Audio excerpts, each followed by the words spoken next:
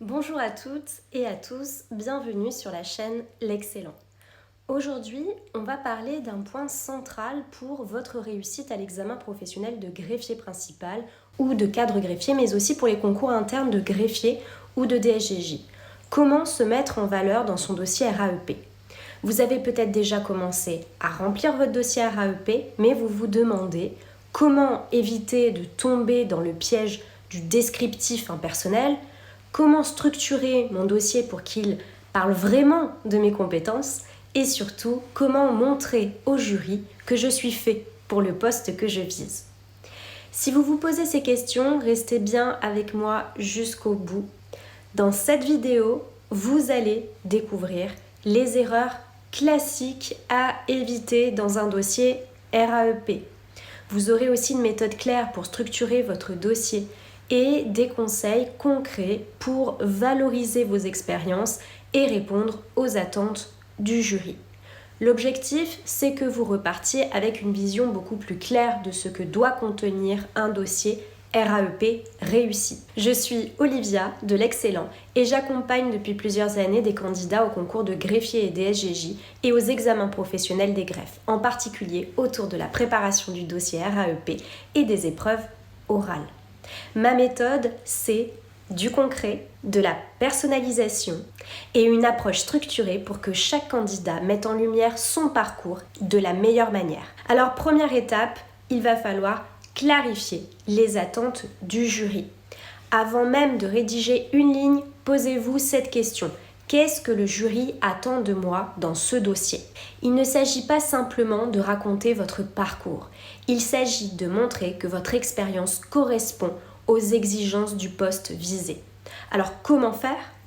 Relisez attentivement le référentiel de compétences du concours et les rapports du jury. Sélectionnez ensuite vos expériences qui illustrent ces compétences. Et surtout, mettez en avant vos résultats concrets. Étape 2, structurez votre dossier de manière claire. Une erreur fréquente, c'est un dossier mal organisé ou trop flou.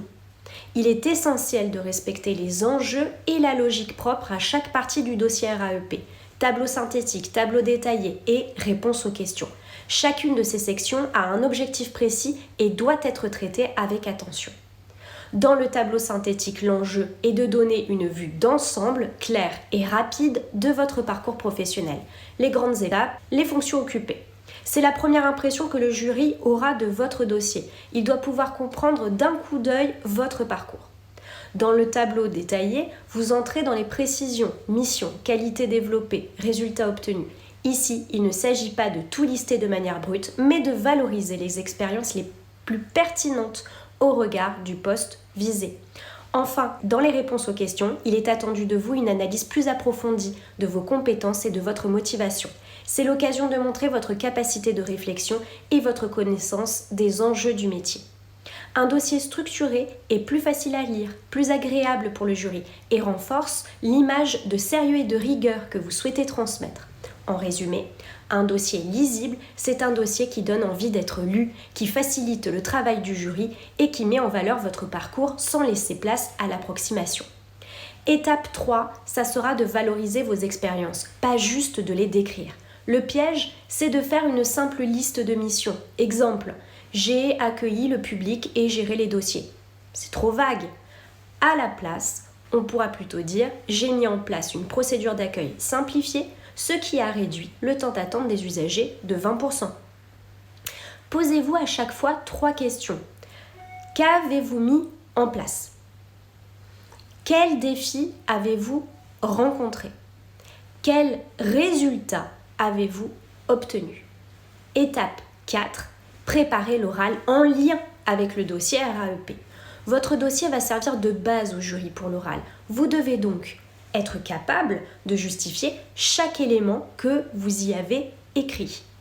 Être prêt à illustrer vos compétences et surtout savoir gérer votre stress. Alors mon astuce, si comme Sophie que j'ai accompagnée, vous êtes perfectionniste et avez tendance à bloquer à l'oral, pensez à vous entraîner progressivement, à travailler sur vos croyances limitantes et à intégrer des techniques de gestion du stress. Alors une question pour vous, dites-moi en commentaire, qu'est-ce qui vous bloque le plus aujourd'hui dans la rédaction de votre dossier RAEP?